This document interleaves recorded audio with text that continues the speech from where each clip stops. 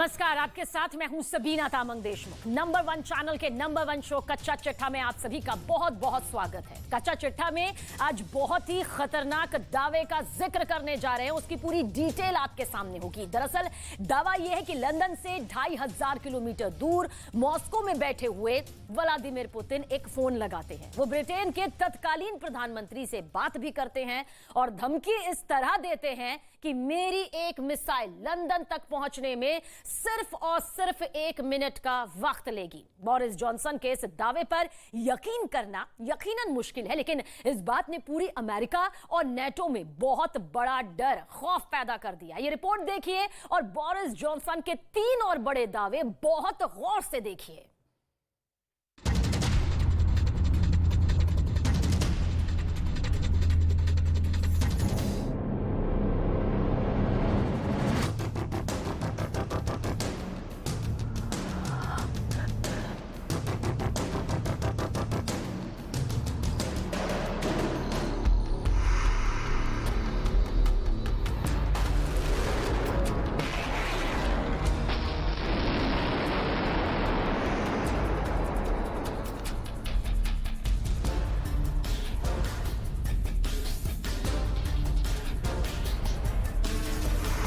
Britain के पूर्व प्रधानमंत्री को डर लग रहा है।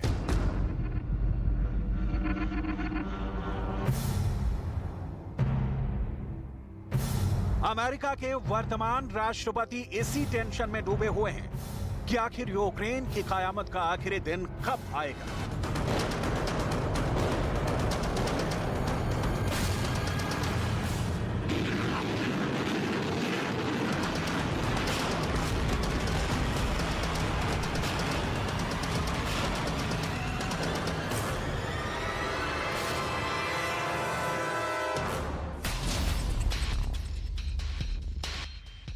अमेरिका उस दिन का इंतजार कर रहा है। पुतिन के मिसाइलों की भूख आखिर कब मिटेगी? और अमेरिका के पूर्व राष्ट्रपति यूक्रेन की मौजूदा हालत देखकर दर्द और तकलीफ में हैं, आंसू बहा रहे हैं, मातम मना रहे हैं। फ्रांस के राष्ट्रपति इमैनुअल मैक्रों पहले ही कह चुके हैं कि पुतिन ने उनको ब्लैकमेल करने की कोशिश की। दुनिया की बड़ी बड़ी महाशक्तियों की आखिर क्या हालत बना दी है पुतिन ने। पुतिन के लिए युद्ध जैसे एक वीडियो गेम है और यूरोप जैसे शतरंज का कोई बोर्ड है जिसका हर मोहरा जैसे पुतिन के खौफ से कांप रहा है।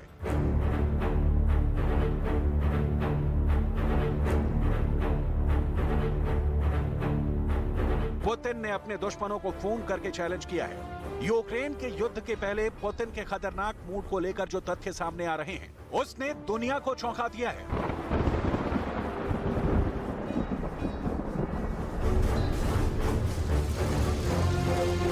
ब्रिटेन जैसे सुपर पावर देश जिसका सूरज कभी पूरी दुनिया में डूबता नहीं था, उस शक्तिशाली देश के प्रधानमंत्री रहे बोरिस जॉनसन को फोन पर पुतिन ने मिसाइल से हिट करने की धमकी दी।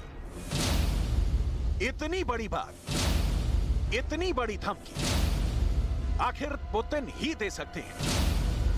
क्या है पुतिन की धमकी? आखिर क्यों पुतिन ने कहा मेरी मिसाइल सिर्फ 1 मिनट में तुम्हें खत्म कर सकती है? तब पुतिन मॉस्को में थे और बोरिस जॉनसन लंदन में थे। मॉस्को और पुतिन के बीच 2500 किलोमीटर का फासला है, लेकिन पुतिन ने धमकी दी सिर्फ 1 मिनट में मेरी मिसाइल तुम्हें खत्म कर सकती है। आखिर पुतिन की कौन सी मिसाइल अमेरिका और यूरोप के किस शहर को कितनी देर में खत्म कर सकती है? रूस के पास एवनगार्ड हाइपरसोनिक गाइड व्हीकल है जो 25,000 किलोमीटर प्रति घंटे की स्पीड से मिसाइल को ले जा सकता है। इस हिसाब से देखा जाए तो एवनगार्ड के साथ सरमट मिसाइल को रूस के साथ कमचातका फायरिंग रेंज से अमेरिका की राजधानी वॉशिंगटन पहुंचने में करीब 15 मिनट का वक्त लगेगा। रूस की मिसाइलें करीब 14 मिनट में अमेरिका के सबसे बड़े शहर न्यूयॉर्क को तबाह कर सकती हैं। ब्रिटेन की राजधानी लंदन भी इसके जद में है। रूस की सरमट मिसाइलों को लंदन पहुंचने में करीब 13 मिनट लगेंगे, तो जर्मनी की राजधानी बर्लिन को भी इसके निशाने पर करीब 12 मिनट में लिया जा सकता है। ऑस्ट्रेलिया भी इस मिसाइल के मार से बचा नहीं है, तो कीव के किले को ढहाने में भी इसे बमुश्किल 10 मिनट लगेंगे।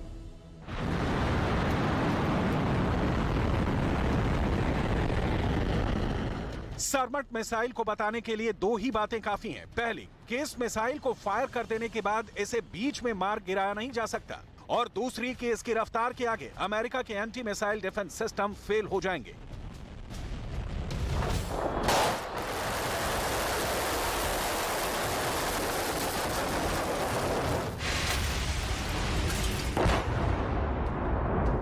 जब तक anti missile defence system activate होकर इसे ढूंढेंगे, तब तक ये मिसाइल अपनी सुपर स्पीड से अपने टारगेट को बर्बाद कर चुकी होगी। यही रूस की वो ताकत है जिसने यूरोप और अमेरिका को डरा रखा है। इस बात का पता चलता है ब्रिटेन के पूर्व प्रधानमंत्री बोरिस जॉनसन के इंटरव्यू से। बोरिस जॉनसन ने इंटरव्यू में बयान दिया है कि जब वो प्रधानमंत्री रहते हुए कीव का दौरा करके लंदन लौटे थे, तब पुतिन ने उन्हें फोन करके ये धमकी दी थी कि बोरिस, मैं आपको चोट नहीं पहुंचाना चाहता, लेकिन मेरी एक मिसाइल को हमला करने में केवल 1 मिनट लगेगा। बोरिस जॉनसन ने कहा कि जब वो ब्रिटेन लौटे थे तो पुतिन ने उनसे फोन पर बहुत लंबी बात की। बोरिस जॉनसन के बयान के मुताबिक उन्होंने पुतिन को फोन पर युद्ध रोकने के लिए समझाया और कहा कि युद्ध पूरी तरह से तबाही लेकर आएगा और इससे रूस पर प्रतिबंध लगेंगे। इस पर पुतिन ने जवाब दिया कि बोरिस, आप कहते हैं कि यूक्रेन इतनी जल्दी नेटो में शामिल नहीं होने जा रहा। जल्द ही मतलब कोई समय तय है क्या? इस पर बोरिस जॉनसन ने पुतिन को भरोसा दिलाते हुए कहा कि फ्रांस और जर्मनी जैसे सदस्य देश यूक्रेन के नेटो में शामिल होने का विरोध कर रहे हैं। ऐसे में यूक्रेन के नेटो में शामिल होने के इतनी जल्दी कोई आसार नहीं है, लेकिन अगर कीव पर युद्ध थोपा गया तो कीव को समर्थन बहुत बढ़ जाएगा। तब पुतिन ने बोरिस जॉनसन को धमकी देते हुए कहा कि बोरिस, मैं तुम्हें चोट नहीं पहुंचाना चाहता हूं, लेकिन मेरी एक मिसाइल को हमला करने में केवल 1 मिनट लगेगा। बोरिस जॉनसन ने इंटरव्यू में यह भी कहा कि जब पुतिन ने उनको धमकी दी, तब वो बहुत आराम से बात कर रहे थे। उनके अंदर कोई डर नहीं था और ऐसा लगा कि जैसे वो मेरी बातचीत के प्रयास से खेल रहे थे, यानी मेरी बातों को गंभीरता से नहीं ले रहे थे। बोरिस जॉनसन के इस इंटरव्यू के बाद अब रूस की तरफ से प्रतिक्रियाएं आनी शुरू हो चुकी हैं और इन प्रतिक्रियाओं में ये तथ्य भी सामने आ रहे हैं कि आखिर पुतिन ने बोरिस जॉनसन से क्या कहा था। रूस के राष्ट्रपति भवन क्रेमलिन में प्रवक्ता दिमित्री पेस्केव ने जॉनसन के आरोपों को झूठा करार देते हुए कहा कि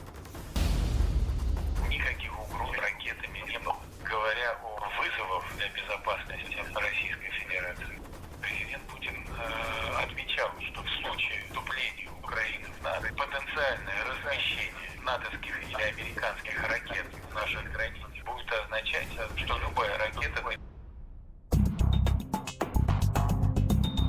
लेकिन क्या पुतिन वाकई में बोरिस जॉनसन को धमकी देने वाले इस तरह के बयान दे सकते हैं? फ्रांस के राष्ट्रपति इमैनुअल मैक्रो ने भी पुतिन पर यह आरोप लगाया था कि पुतिन परमाणु हमले की धमकियां देकर पूरी दुनिया को दबाव में लाने के लिए ब्लैकमेलिंग कर रहे हैं। पुतिन के बयानों से इमैनुअल मैक्रो के आरोपों की पुष्टि भी होती है। На которые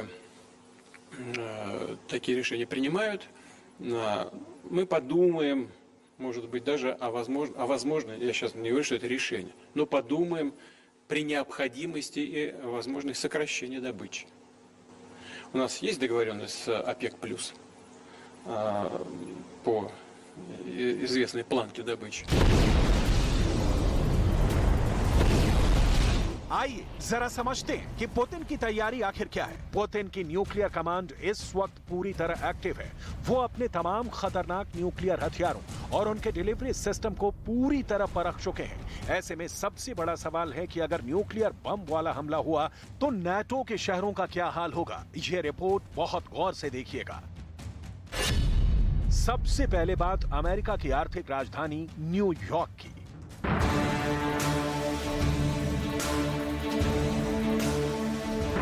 न्यूयॉर्क पर रूस से अगर परमाणु हमला हुआ तो वो लंबी दूरी की रेंज वाली मिसाइलों से होगा और अगर इस शहर के बीचों बीच न्यूक्लियर ब्लास्ट हुआ तो उसका नतीजा देख लीजिए। अगर हमला 500 किलोटन के न्यूक्लियर बम से हुआ, यानी ऐसा बम जो हिरोशिमा पर गिराए गए एटम बम से 30 गुना ताकतवर हो, तो क्या होगा? न्यूयॉर्क शहर के बीचों बीच इस धमाके से करीब करीब पूरा शहर खत्म हो जाएगा। न्यूयॉर्क पर बम गिरा तो शहर के सेंटर में सभी इमारतें धूल में तब्दील हो जाएंगी। पीले और लाल हिस्से में जो कुछ होगा वो पूरी तरह तबाह हो जाएगा। इस दायरे में हर इंसान मारा जाएगा। हरे रंग वाले हिस्से में रेडिएशन से लोग मारे जाएंगे। नीले हिस्से में भी इमारतें ढह जाएंगी। ऑरेंज वाले हिस्से में, जिसमें एम्पायर स्टेट की बिल्डिंग भी है, वहां जो भी होगा बुरी तरह जल जाएगा। ऐसे हमले में न्यूयॉर्क की पहचान यहाँ की स्काईलाइन, जिसमें ट्रम्प टावर भी होगा, और वो तमाम बिल्डिंग होंगी जो हम हॉलीवुड मूवीज में देखते आए हैं, सभी जमींदोज हो जाएंगी। इस हमले में 7 लाख से ज्यादा लोगों की मौत होगी, 11 लाख से ज्यादा लोग बुरी तरह जख्मी हो जाएंगे।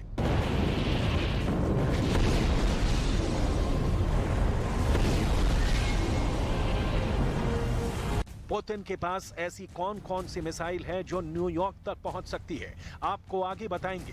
पहले देखिए परमाणु हमले में लंदन का क्या हाल होगा। लंदन के सेंटर में बम गिरने से 3 किलोमीटर बड़ा आग का गोला सब कुछ जलाकर राख कर देगा। रूस ने अगर लंदन पर मिसाइल दागी तो दावा किया गया है कि यह सिर्फ 3 मिनट के अंदर लंदन को दुनिया के नक्शे से मिटा देगी। उधर ब्रिटेन व्लादिमीर पुतिन से डरा हुआ है, सहमा हुआ है, तो अब खाड़ी देशों के आसपास युद्ध का खौफ लगातार फैल रहा है। ईरान और इजराइल के युद्ध की भविष्यवाणी बहुत से विशेषज्ञ भी कर चुके हैं, और पिछले 2 दिनों में तो ईरान पर हुए 2 हमलों ने इस खतरे पर मुहर भी लगा दी। अगली रिपोर्ट में आपके सामने ईरान में तेल के धधकते कुएं की तस्वीर होगी। दुनिया के 2 सबसे ताकतवर नेता पुतिन और बाइडेन के खेल में इजराइल और ईरान आखिर कैसे एक दूसरे को तबाह कर सकते हैं, बहुत गौर से ये स्पेशल रिपोर्ट आप देखिएगा।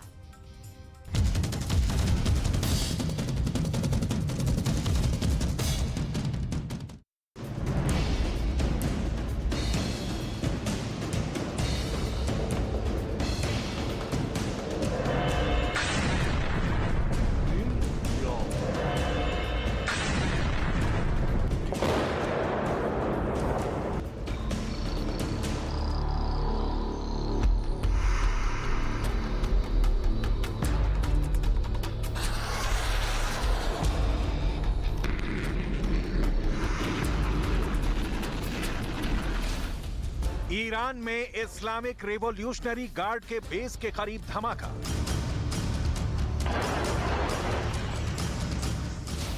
सीरिया और इराक की सरहद के करीब ईरान समर्थक मिलिशिया के काफिले पर एयर स्ट्राइक। इस्फहान में ईरान की मिलिट्री फैक्ट्री पर ड्रोन अटैक। टारगेट पर ईरान है, सिर्फ 24 घंटे में उसे 2 से 3 बार निशाना बनाने की कोशिश की गई है। क्या ईरान को यूक्रेन की जंग में व्लादिमीर पुतिन के साथ खड़े होने की कीमत चुकानी पड़ रही है? क्या ईरान पर टारगेटेड अटैक के पीछे अमेरिका की शय पर इजराइल का हाथ है? फिलहाल इन सवालों के जवाब की तलाश है, लेकिन इस बात की आशंका काफी बढ़ गई है कि ईरान अब युद्ध के मुहाने पर खड़ा है।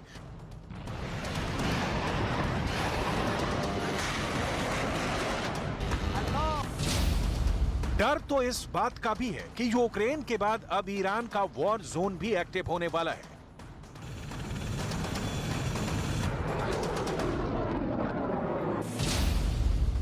ऐसे में सवाल ये कि क्या ईरान एटमी प्रोग्राम की वजह से इजराइल के निशाने पर है?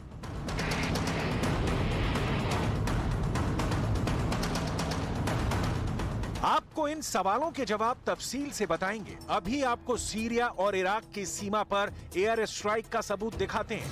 यह मंजर सीरिया इराक बॉर्डर के करीब अल कईम इलाके का है, जहां ईरान समर्थक मिलिशिया के ट्रकों पर आसमान से हमला हुआ। खबरों के मुताबिक स्ट्राइक से पहले 25 ट्रकों का काफिला इराक से सीरिया में दाखिल हो चुका है। ऐसे में सिर्फ 6 ट्रक हवाई हमले के शिकार बने। दावे के मुताबिक ईरान इस रास्ते का इस्तेमाल अक्सर लेबनान में हिजबुल्लाह तक हथियारों की सप्लाई के लिए करता है। पश्चिम के देश ईरान पर आरोप लगाते हैं कि वो इराक से सीरिया के रास्ते हिजबुल्लाह को हथियार मुहैया कराता है। शायद यही वजह है कि ईरान के हथियारों से भरे ट्रकों पर हमला किया गया। हालांकि इस हमले में किसका हाथ है, यह अब तक सामने नहीं आया है। सोशल मीडिया में ईरान के महाबाद इलाके में इस्लामिक रिवॉल्यूशनरी गार्ड के ठिकाने पर भी हमले के कुछ वीडियो वायरल हो रहे हैं। इससे पहले ईरान के इस्फहान शहर में मिलिट्री फैक्ट्री को ड्रोन से निशाना बनाया गया, लेकिन ईरान के दावे के मुताबिक उस हमले को नाकाम कर 3 क्वाडकॉप्टर ड्रोनों को ढेर कर दिया गया।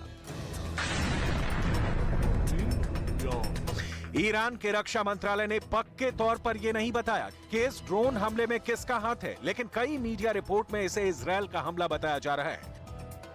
अमेरिका और दुनिया के दूसरे ताकतवर देशों के साथ ईरान की न्यूक्लियर डील फेल होने के बाद यह देश कैसे इजरायल के टारगेट पर है, इसे लेकर ईरान के विदेश मंत्री ने क्या कहा है, आपको वो भी सुनाते हैं। اقدام بزدلانه امروز انجام شده. دستگاه‌های امنیتی ما با اقتدار در راستای تأمین حداکثری امنیت ملی کشور عمل می‌کنند و چنین اقداماتی نمیتونه تأثیری در اراده و نیت متخصصین ما برای پیشرفت‌های هسته‌ای صلح‌آمیز بر جای بگذاره. ईरान ने दो टूक कह दिया है कि वो ऐसे हमलों से झुकेगा नहीं, उसके वैज्ञानिकों के हौसले कमजोर नहीं होंगे और शांतिपूर्ण न्यूक्लियर एनर्जी हासिल करने का उसका इरादा कमतर नहीं होगा। इस्फहान की जिस मिलिट्री फैक्ट्री को टारगेट किया गया उसे ईरान ने महज वर्कशॉप करार दिया है, लेकिन जानकारी के मुताबिक यहां बड़ी तादाद में हथियार और गोला बारूद का निर्माण होता है। यह इत्तेफाक है या फिर कोई साजिश कि इस्फहान मिलिट्री फैक्ट्री पर हमले के वक्त ही ईरान के उत्तरी पश्चिमी शहर अजार में एक ऑयल रिफाइनरी में भीषण आग लग गई। हालांकि दोनों घटनाओं में अब तक कोई कनेक्शन तो सामने नहीं आया है, लेकिन इस आग को भी किसी बड़ी साजिश का नतीजा बताया जा रहा है।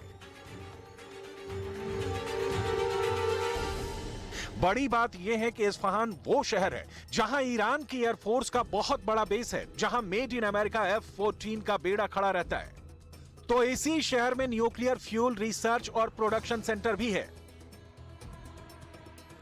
ऐसे में यहां ड्रोन अटैक को ईरान के न्यूक्लियर प्रोग्राम में रोड़े डालने की साजिश का अंजाम माना जा रहा है, लेकिन ईरान ने भी साफ कर दिया है कि ऐसे कायराना हमले उसके न्यूक्लियर प्रोग्राम पर ब्रेक नहीं लगा सकते। इसमें कोई शक नहीं कि ईरान के एटमी प्रोग्राम से अमेरिका और इजरायल की त्योरियां चढ़ी हुई हैं। ऐसे में अमेरिका कभी उसे सीधी चेतावनी देता है तो कभी अपने दूतों के जरिए फिर से करार के रास्ते पर लौटने का पैगाम देता है। طبعا الولايات المتحدة أيضا يعني حملتنا ببعض الرسائل بما يخص موضوع يخص هذا الاتفاق وليس في الصلب بشكل مباشر ولكن هناك قضايا। एक तरफ अमेरिका ने कतर के विदेश मंत्री के जरिए ईरान को कूटनीतिक संदेश भेजा, तो दूसरी तरफ जो बाइडेन के विदेश मंत्री ने ईरान पर हमले की डायरेक्ट वार्निंग भी दी है। Diplomacy is never off the table, but President Biden's also been clear that we're determined that Iran not acquire a nuclear weapon, and every option remains on the table to ensure that that doesn't happen. But our preferred path would be diplomacy. Including military option. Everything is on the table. इस बीच Israel से भी बहुत बड़ी खबर आई है। बताया जा रहा है कि इजरायल ईरान के परमाणु ठिकानों पर हमले का प्लान बना रहा है। यह हमला कुछ वैसा ही होगा जैसे इजरायल की एयरफोर्स ने इराक और सीरिया के परमाणु ठिकानों पर किया था। एक रिपोर्ट के मुताबिक इजरायल की एयरफोर्स F-15 ईगल के नए अवतार F-15EX के जरिए ईरान के परमाणु ठिकाने पर हमले का प्लान बना रही है। F-15ES अपग्रेड होने के बाद करीब 13,381 किलोग्राम हथियारों के साथ उड़ान भरेगा। अगर ये दावा सही साबित हुआ तो F-15EX पूरी दुनिया का ऐसा इकलौता लड़ाकू विमान होगा जिसमें सबसे ज्यादा हथियार ले जाने की ताकत होगी।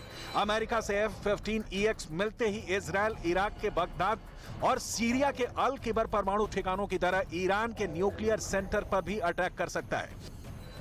इतना ही नहीं, ईरान के परमाणु ठिकाने पर हमले के लिए अमेरिका से इजरायल GBU-57 भी चाहता है। लेकिन सवाल यह है कि इजरायल की यह डिमांड अमेरिका पूरी कर पाएगा। क्या अमेरिका की एयरफोर्स इजरायल को GBU-57 की सप्लाई करेगी? तो फिलहाल इसका जवाब नहीं है, क्योंकि अभी अमेरिका में इस मैसिव ऑर्डिनेंस पेनिट्रेटर के निर्यात पर पाबंदी है। GBU-57 वो बम है जो किसी भी परमाणु ठिकानों को तबाह करने की कुव्वत रखता है, लेकिन अभी यह साफ नहीं हो पाया है कि F-15EX में इस मैसिव ऑर्डिनेंस पेनिट्रेटर बम के साथ हमले की ताकत होगी या नहीं। लेकिन अगर ये दोनों इजरायल को मिल गए तो ईरान के परमाणु ठिकाने पर हमले से इनकार भी नहीं किया जा सकता।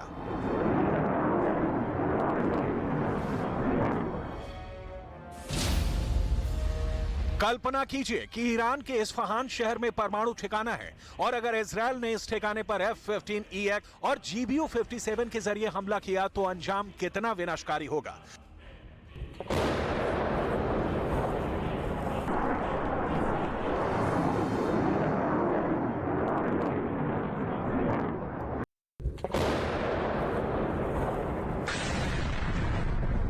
बात अगर ईरान और इजरायल की ताकत की करें तो ये बात दुनिया जानती है कि दोनों देश ड्रोन के लिहाज से सुपर पावर बन चुके हैं। ईरान के शाहिद ड्रोन की मदद से ही रूस की सेना यूक्रेन में कहर बरपा रही है।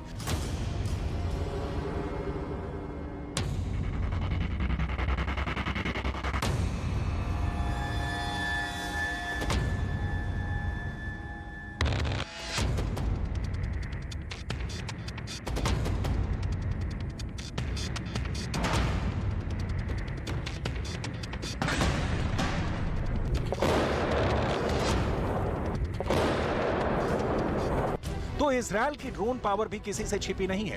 बात अगर ईरान और इजरायल की मिलिट्री ताकत की करें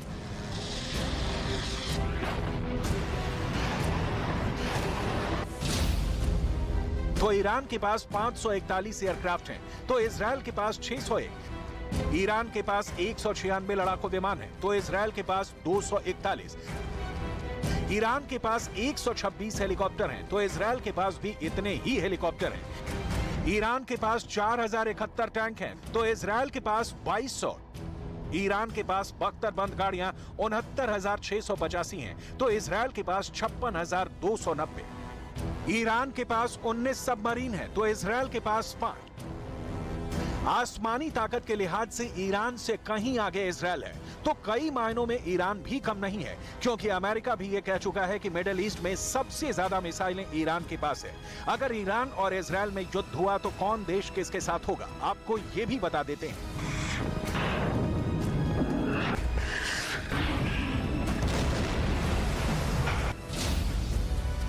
ईरान के साथ रूस खड़ा है, तो इजरायल के साथ अमेरिका।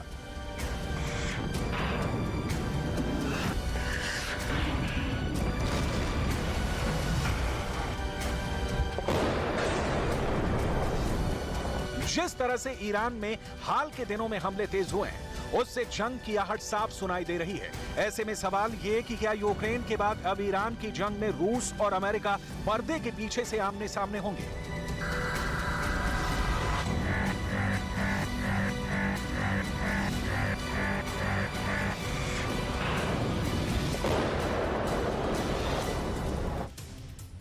झुलसते पाकिस्तान की एक बेहद खौफनाक तस्वीर आज दोपहर सामने आई। पाकिस्तान के ही पाले आतंकवाद ने पेशावर को हमले से लहूलुहान कर दिया। नमाज के दौरान एक मस्जिद में जबरदस्त जोरदार धमाका हुआ और देखते ही देखते लाशें बिछ गईं। अस्पताल में घायलों की लाइन लग गई। लुटते पेट्रोल पंप और शहर दर शहर सड़क पर छिड़े संग्राम से पाकिस्तान में अराजकता फैल गई है और अब पेशावर में आतंकी अटैक। पाकिस्तान अब टूटता बिखरता हुआ बेबस नजर आता है।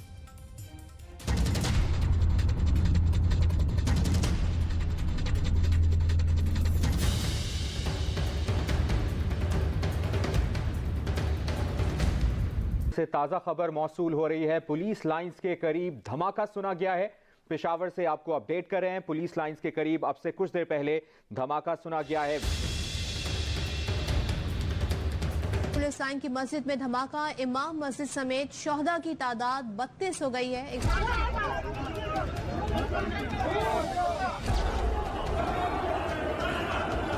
क्या क्या करें पाकिस्तान के प्रधानमंत्री शहबाज शरीफ? पोल्ट्री फार्म में मुर्गियों की लूट को रोकें, या आटा के गोदामों पर पहरा दें, या पेशावर में आतंकी हमला रोकें, या अपनी ही भतीजी मरियम नवाज से अपनी कुर्सी बचाएं। लिहाजा शहबाज शरीफ ने देश को छोड़ दिया है अपने हाल पर। देश जल रहा है। जहर के खेत में एक जहरीले आतंकवादी ने आत्मघाती हमला किया है। पेशावर की पुलिस लाइन की मस्जिद में यह हमला जोहार की नमाज के बाद हुआ है।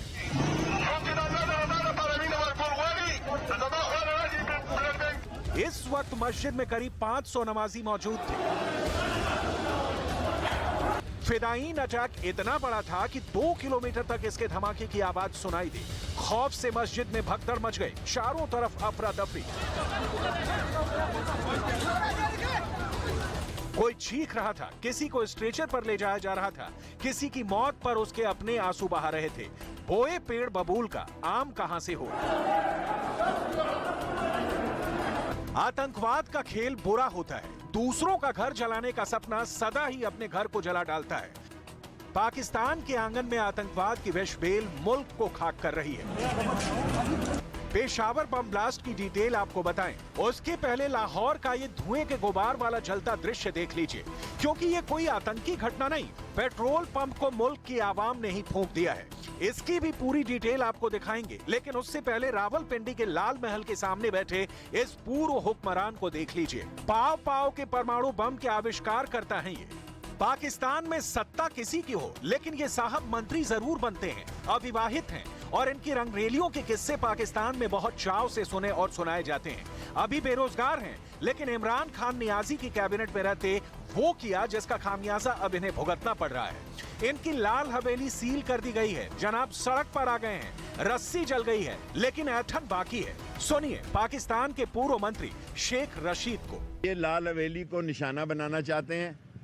जनाब हम बिस्तर यहाँ लगाएंगे बाहर दरवाजे पे, यहीं सोया करूंगा और यहाँ से फिर मैं हर रोज प्रेस कॉन्फ्रेंस, आज तो मैं 5 बजे कर रहा हूँ, हाई कोर्ट जा रहा हूँ, फिर हर रोज 3 बजे प्रेस कॉन्फ्रेंस करूंगा और आपका पोस्टमार्टम करूंगा।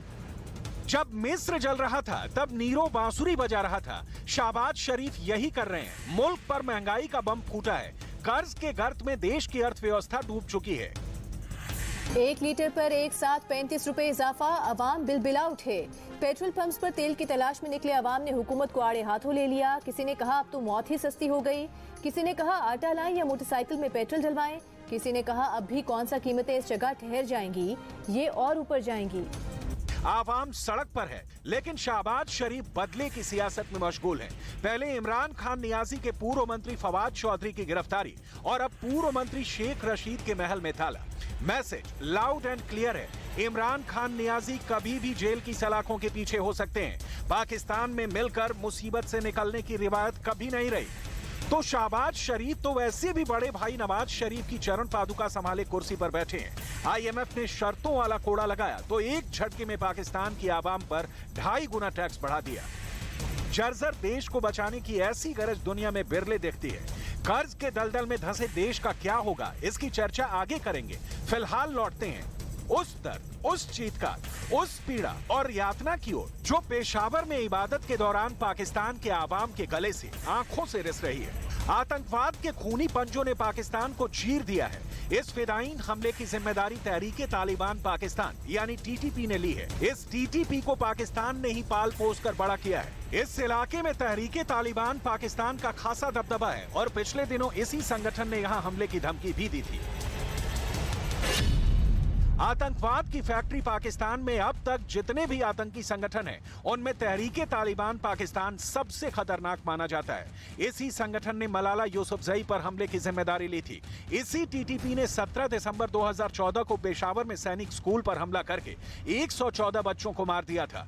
23 दिसंबर 2022 को पाकिस्तान की राजधानी इस्लामाबाद में एक फिदायीन हमला हुआ था, जिसमें एक पुलिस वाले की मौत हो गई थी, साथ ही इसमें 10 लोग घायल भी हुए थे। 16 मई 2022 को पाकिस्तान के कराची में एक ब्लास्ट हुआ था। यहाँ MA जिन्ना रोड पर मेमन मस्जिद के पास विस्फोट हुआ था। इसमें एक महिला की मौत हो गई थी। इससे पहले 26 अप्रैल 2022 को पाकिस्तान की कराची यूनिवर्सिटी में एक आत्मघाती हमला हुआ था। इसमें 3 चीनी और एक पाकिस्तानी नागरिक की मौत हुई थी। और अब पेशावर का फिदायीन हमला आपकी टेलीविजन स्क्रीन पर है।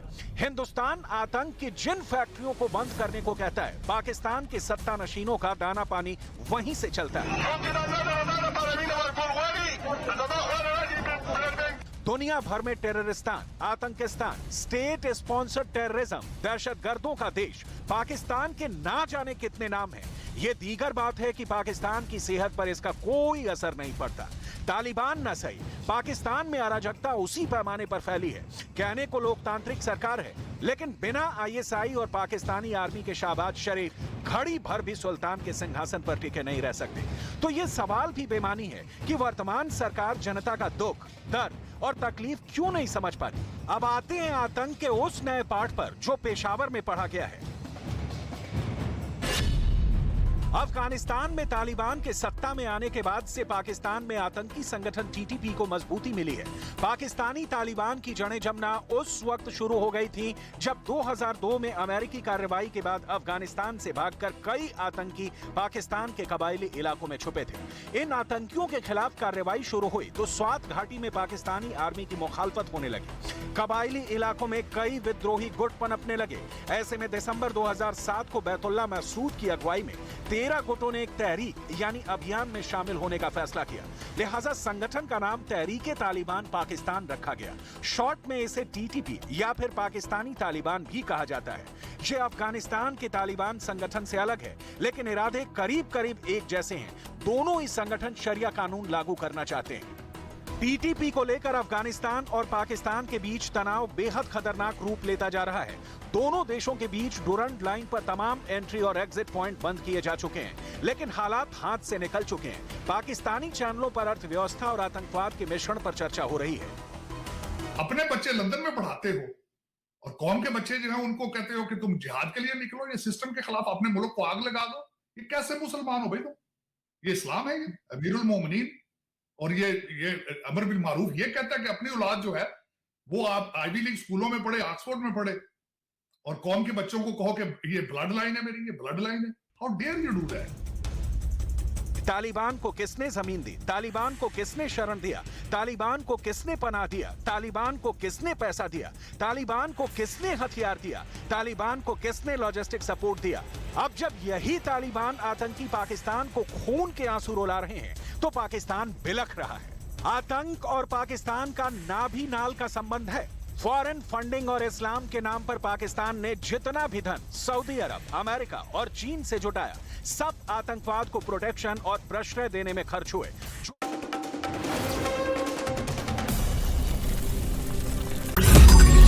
मैंने नहीं देखा इस तरह का चीट, इस तरह का क्रिमिनल माइंड पूरे जेल स्टाफ को ब्राइब कर देगा। मैं सोच भी नहीं सकता था। गवर्नमेंट फंक्शनरी को इम्पर्सनेट करता था, आवाजें बदलता था। टारगेट भी बहुत पावरफुल, धनवान लोगों को करता है। ये एक ही चीज से रुक सकता है, अगर आप इसकी जीभ काटें। न्यूज चैनलों के इतिहास में पहली बार न्यूज 18 इंडिया की web series FIR number 208 streaming 3 February 9 PM